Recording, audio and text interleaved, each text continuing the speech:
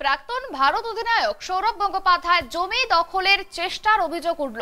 দক্ষিণ চব্বিশ পরগনার বাটা নগরে সৌরভ গঙ্গোপাধ্যায় জমি দখল করে নেওয়ার অভিযোগ উঠেছে স্থানীয় একজনের বিরুদ্ধে। এই বিষয়ে দক্ষিণ চব্বিশ পরগনার মহেশতলা থানায় একটি এফআইআর দায়ের হয়েছে।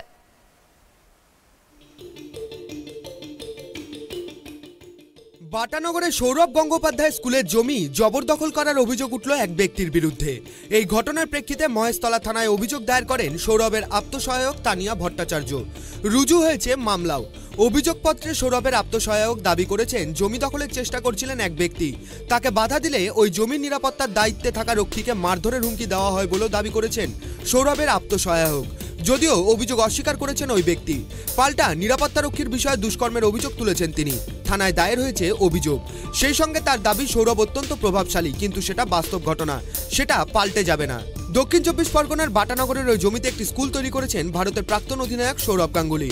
সৌরভের ওই জমিতে একজন ঢুকে পড়েছেন বলে অভিযোগ করা হয়েছে। সৌরভের আপ্তসহায়ক দাবি করেছেন গত কয়েকদিন ধরেই নিরাপত্তারক্ষীকে বিরক্ত করছেন ওই ব্যক্তি।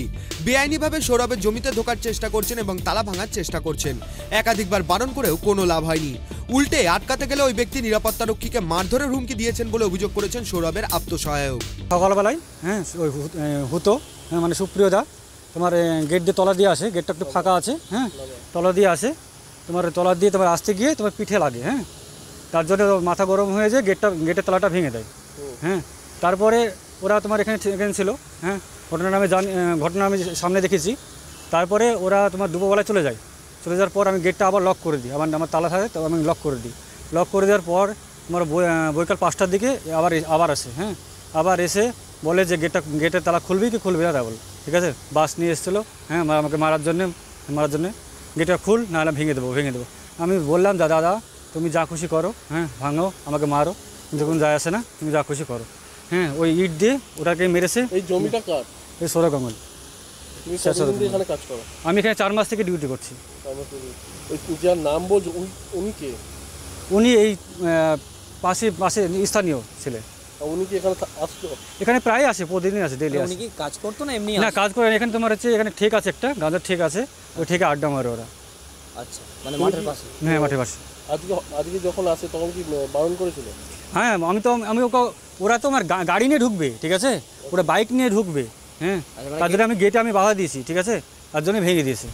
শুধু তাই নয়, সৌরভের আপ্তসহায়ক দাবি করেছেন যে ফোন করে হুমকি দিয়েছেন ওই ব্যক্তি, তার কাছে সেই অডিও রেকর্ডিংও আছে। যদিও সত্যতা যাচাই করেনি ট্রাইব টিভি, যে অডিও রেকর্ডিং মহেশতলা থানায় পাঠিয়েও দিয়েছেন বলে দাবি করেছেন সৌরভের আপ্তসহায়ক। অভিযোগপত্রে তিনি বলেছেন দয়া করে ওই ব্যক্তির বিরুদ্ধে ব্যবস্থা নিন। যদিও যাবতীয় অভিযোগ অস্বীকার করেছেন অভিযুক্ত ব্যক্তি। তার দাবি ওই জমিতে কয়েকজন নেহাতি আড্ডা দিতেন, অন্য কোনো অভিপ্রায় ছিল না। পাল্টা সৌরভের জমির নিরাপত্তারক্ষীর বিরুদ্ধে মহেশতলা থানায় অভিযোগ দায়ের করেছেন। সেই সঙ্গে তার দাবি দাদা সৌরভ অত্যন্ত প্রভাবশালী ব্যক্তি, কিন্তু সেটার জন্য তো সত্যি পাল্টে যায় না। তিনি সাধারণ ব্যক্তি হলেও সত্যিটাই জানাবেন। তাকে ইতিমধ্যে মহেশতলা থানায় তলব করা হয়েছে, এক প্রশ্ন জিজ্ঞাসাবাদ করা হয়েছে বলেও দাবি করেছেন অভিযুক্ত। Bureau report, tribe TV.